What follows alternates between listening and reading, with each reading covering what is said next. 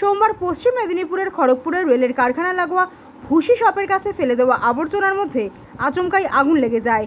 তীব্র গরমের কারণে আগুন ছড়িয়ে পড়ে বিভিন্ন জায়গায়, ফলে আতঙ্কের সৃষ্টি হয় ওয়ার্কশপের ভেতরে কর্মরত ওই এলাকার কর্মীদের মধ্যে।